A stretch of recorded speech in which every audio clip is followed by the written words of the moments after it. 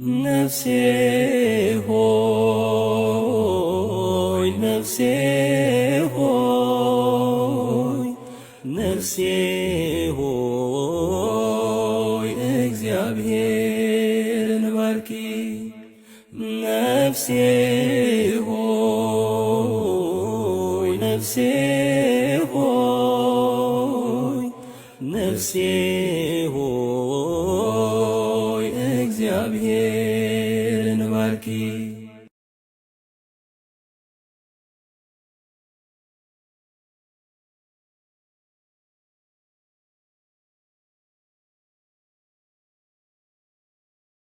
ሰላም ስጠን ፍቅርን ስጠን ዛሬ ለሁላችን።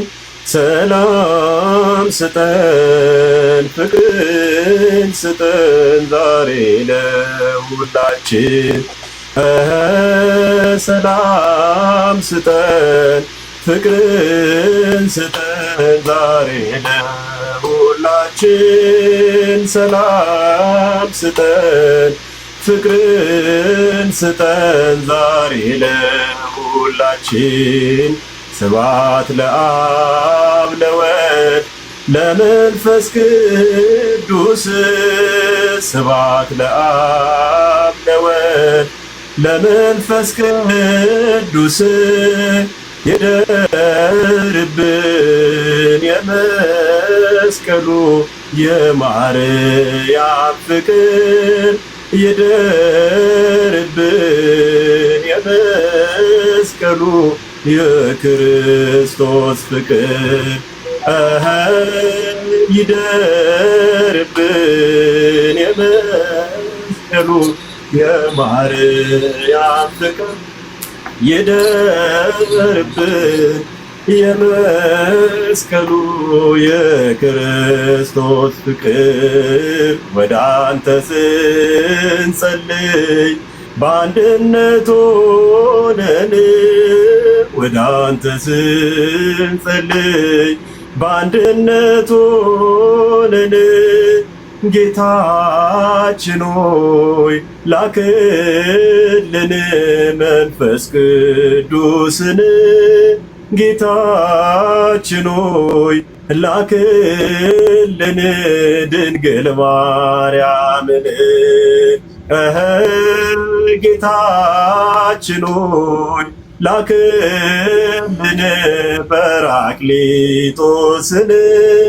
ጌታችን ሆይ ላክልን ድንግል ማርያምን። ሚካኤል ነው የደረሰልኝ ከአንበሳው መንጋጋ ከሞት ያዳነኝ። ሚካኤል ነው የደረሰልኝ ከአንበሳው መንጋጋ ከሞት ያዳነኝ። ቢነገር ቢነገር መቻል ካልታምሩ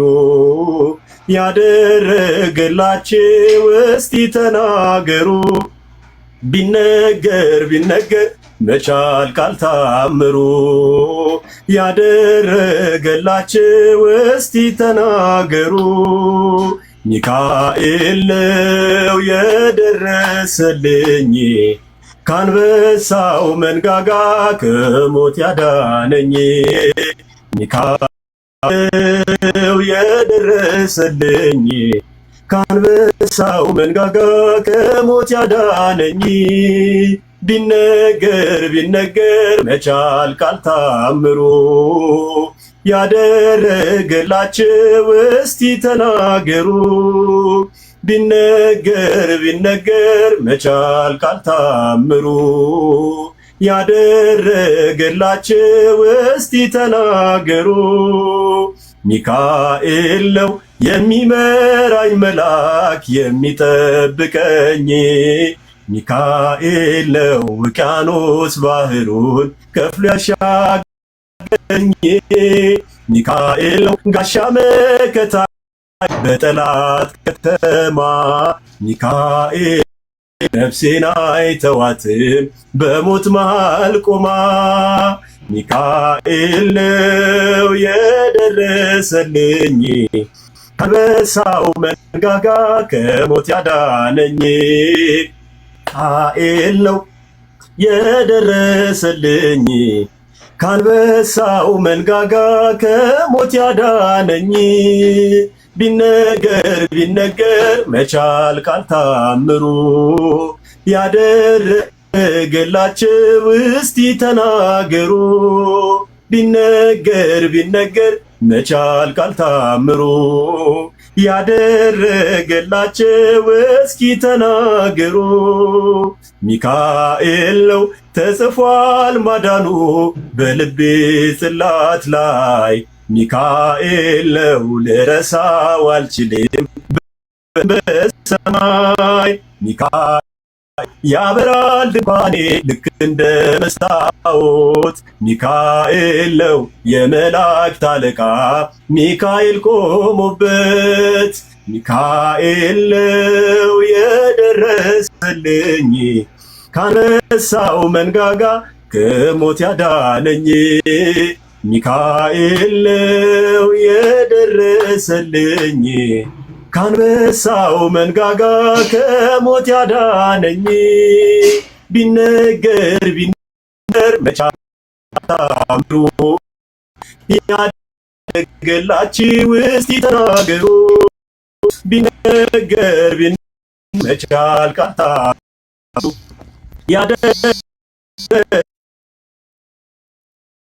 ተብሎ የሚነሱ እንጂ በየትውልዱ በየሰው ቤት የሚገኙ አይደሉም። እንደዛ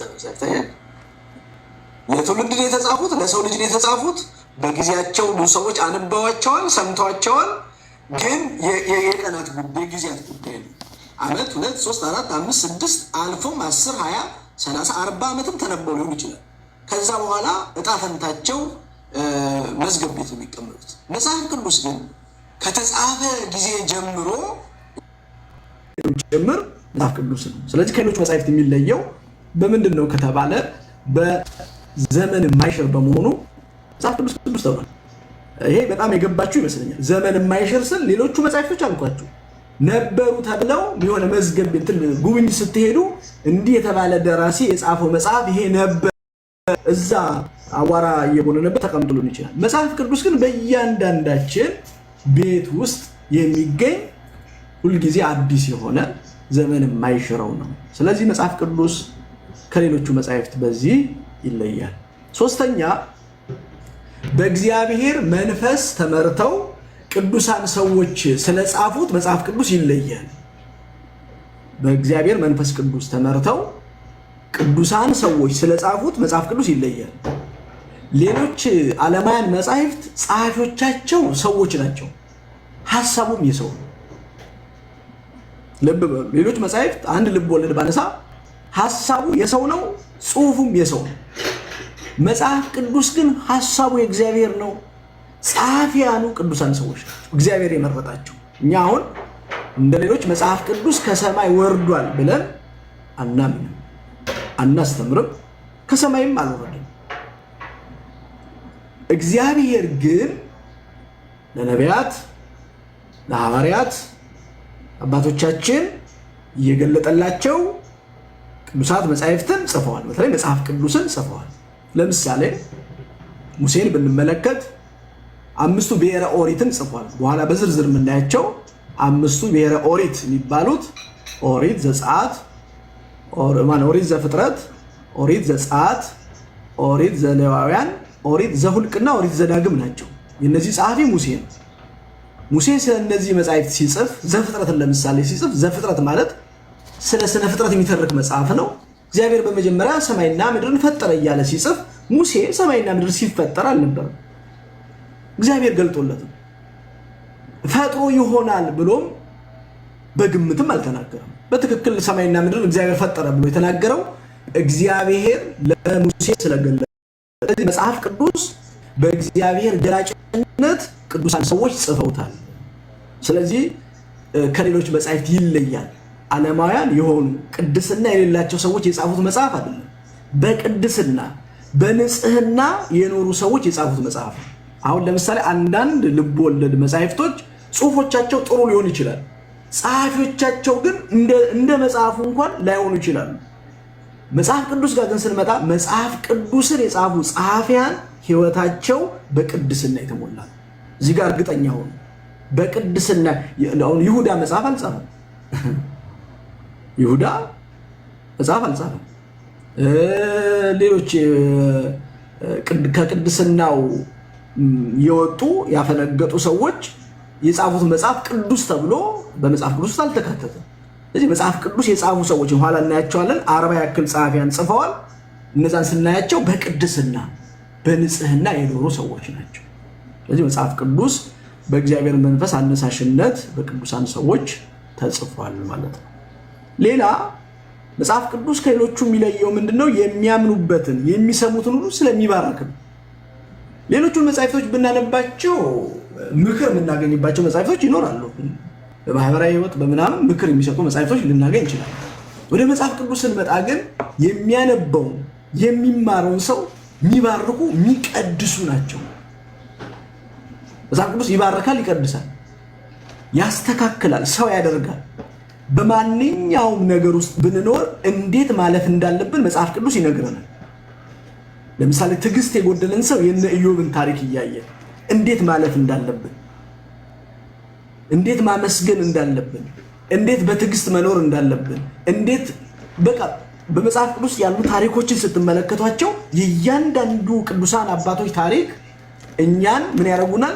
ወደ ተስተካከለ ህይወት ይመሩናል። ስለዚህ መጽሐፍ ቅዱስ የሚያነበውንና የሚሰማውን የሚቀድስ መጽሐፍ ነው። አይገርም? የትኛውም በዓለም ላይ ያለ መጽሐፍ አንባቢውን ሊቀድሰውና እንትን ሊለው አይችልም፣ ሊባርከው አይችልም። መጽሐፍ ቅዱስ ግን ሰሚውንም አንባቢውንም ስለሚቀድስ ቅዱስ ተብሏል ማለት ነው። ማነው ቅዱስ ተብሏል? ወይም ደግሞ ከሌሎች መጽሐፍት የተለየ ባህሪ እንዲኖረው አድርጓል ማለት ነው።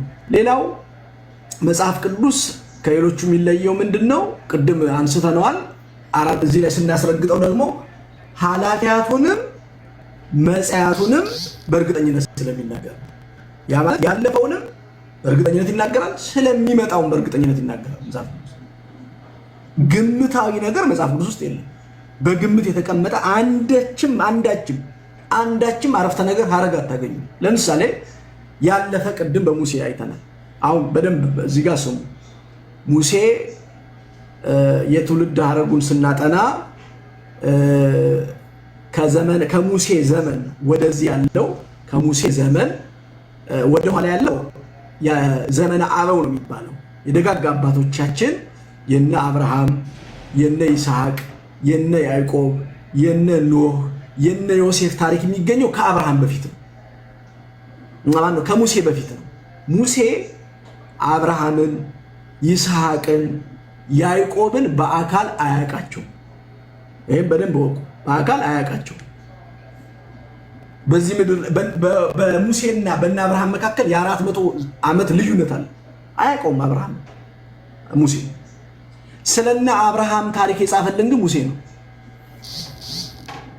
ዘፍጥረት 12 ቅድም እንዳልኳችሁ መጀመሪያ ሰማይና ምድር እግዚአብሔር ፈጠረ ብሎ የጻፈልን ግን አብርሃም ነው። ስለ ያዕቆብ፣ ስለ ይስሐቅ፣ ስለ ኖህ፣ ስለ ዮሴፍ እንዲህ ስላሉ ደጋግ አባቶቻችን የህይወት ታሪካቸውን የጻፈው በዘመናቸው ያልነበረ ሙሴ የተባለ ሰው ነው።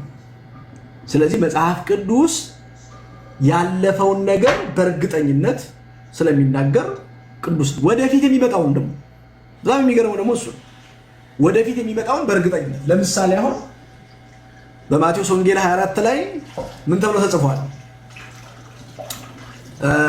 በመጨረሻው ዘመን ምን ይሆናል? መንግስት በመንግስት ላይ ይነሳል። እየተነሳ አይደል? ህዝብ በህዝብ ላይ ይነሳል። ተነስቶ አላየንም? ከአመፃ ብዛት የተነሳ ከሰው ልጅ ልቡና ፍቅር ትቀዘቅዛለች። ቀዝቅዞ አላየንም? በተለያየ ስፍራ የምድር መናወጽ፣ ረሃብ፣ ቸነፈር ይሆናል። ሆኖ አላየንም? አያችሁ? ከዛ እንግዲህ የማቴዎስ ወንጌል ቅዱስ ማቴዎስ ከ1000 ምናምን ዓመት በፊት የጻፈው ነው። ራስ የተባሉት 7ቱ ኃጢአቶች በምድር ላይ ይደገማሉ ነው። እነማን?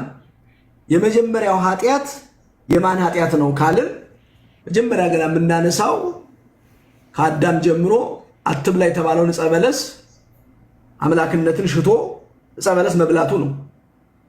ዛሬም አምላክነትን፣ ሹመትን፣ ሽልማትን ፈልገው እግዚአብሔር የሚበድሉ ሞልተዋል። ብናነሳ በባቢሎን ዘመን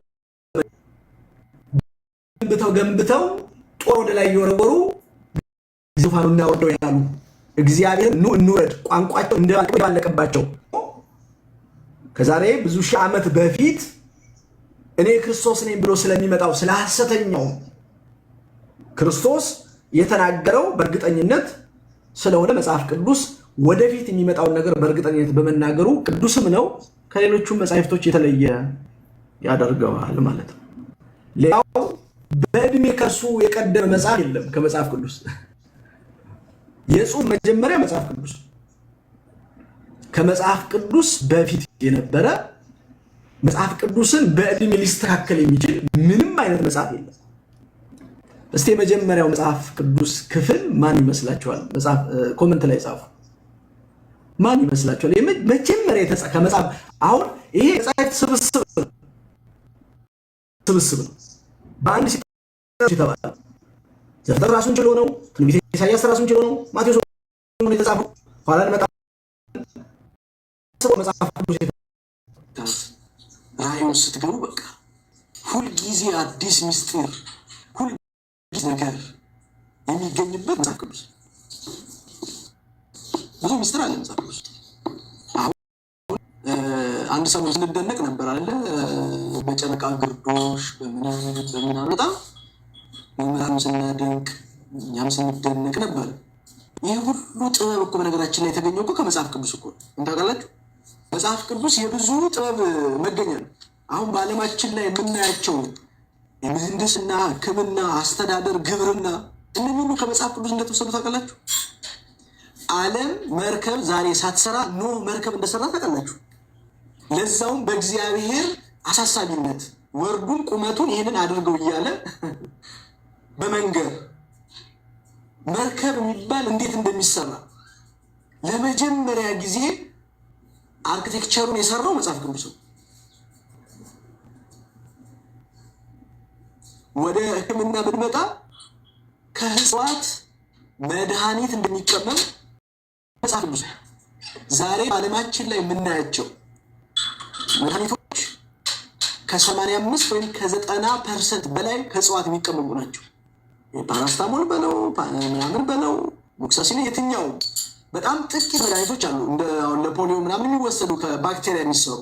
ከነዛ ውጭ አብዛኛው ፐርሰንት መድኃኒት የሚሰራው ከእጽዋት ነው። ከእጽዋት መድኃኒትን እንደሚሰራ ጥበብ ያስተማረው መጽሐፍ ቅዱስ ነው። ይህን ምስጢር ያገኘነው በመጽሐፍ ቅዱስ ነው። የአስተዳደር ሕግን በተመለከተ ብሉይ ኪዳን ላይ ግቡ፣ ብዙ ሕግጋትን ታገኛላችሁ። የማህበረሰብ ሕግ ታገኛላችሁ፣ የአስተዳደር ሕግ ታገኛላችሁ። ለሁሉ ነገር መነሻ ነው። ግብርናን ብትመለከቱ አሁን ገበሬ ምን ያደርጋል? አንድን ስንዴ ሲዘራበት የከረመውን እርሻ አፈሩን በሆነ ዓመት ላይ የገበሬ ልጆች ያላችሁ አፈር ሲቃጠል ሰብስበው ያቀርቡታል። ለምን እንደሚቃጠል ታውቃላችሁ? ማነግሯቸው። ይሄ እኮ መጽሐፍ ቅዱስ አስቀድሞ ተጽፏል። መሬት እንዴት እንደሚታረስ የሚቃጠልበት ምክንያት አፈሩ አሁን ለምሳሌ ሊተከልበት ለምሳሌ ከስንዴ የሚገኘው እንትን ሳይንሱ ፎስፈረስ የሚባል ነው አይደለ? እንትኑ ማዕድኑ ያ እንዲበለጽግ ምን ያደርጉታል? አፈሩን ያቃጥሉታል። 6 ዓመት አርሰ ዝራ 7ኛውን ዓመት አሳረፉ ይላል መጽሐፍ። መሬት የራሷን በላቸው። አሁን ለምሳሌ ስንዴ ሲዘራበት ቆይቶ መሬቱ ማዕድኑን እየሰጠ ነበራል። ልክ ዓመት ሲያፈግር መልሶ ራሱን ያዳብራል። ይህ ጥበብ መጽሐፍ ቅዱስ ውስጥ ነው እና የመጽሐፍ ቅዱስ ነገር ተነግሮ የሚያልቅ አይደለም። ለብዙ ነገሮች ትልቅ ምስጢር ያለበት ነው። ሰዓታችን አልቋል። በሚቀጥለው ስንገናኝ መጽሐፍ ቅዱስ አከፋፈሉን በማየት እንጀምራለን። መጽሐፍ ቅዱስ ብሉይና አዲስ ኪዳን ተብሎ ይከፈላል። የብሉይ ኪዳን መጻሕፍቶች በምን ይከፈላሉ? የአዲስ ኪዳን መጻሕፍቶች በምን ይከፈላሉ? እንደዛ እያልን እያጠናን ደግሞ ወደፊት እያልን ከፍትፍቱ ወደ አጥንቱ እየተሻገርን እንሄዳለን ማለት ነው። የሰማነውን በልቦናችን ያሳድርብን። የሰማነው ቃል ፍሬ እንድናፈራ እግዚአብሔር መንፈስ ቅዱስ ሁላችንን ይርዳ። አስተምሮናል መክሮናልና የሚለውን ዝማሬ ወንድማችን ጸደቀ ይዘምራል። ከዛ መክሮናልና ገስጾናልና አስተምሮናልና መክሮናልና ገስጾናልና እግዚአብሔር ገስጾናልና ምስጋና እግዚአብሔር ይድረሰው ምስጋና እግዚአብሔር ይድረሰው ምስጋና እግዚአብሔር ይድረሰው ምስጋና አስተምሮናልና መክሮናልና ገስጾናልና አስተምሮናልና መክሮናልና ገስጾናልና እግዚአብሔር ይድረሰው ምስጋና እግዚአብሔር ይድረሰው ምስጋና እግዚአብሔር ምስጋና እግዚአብሔር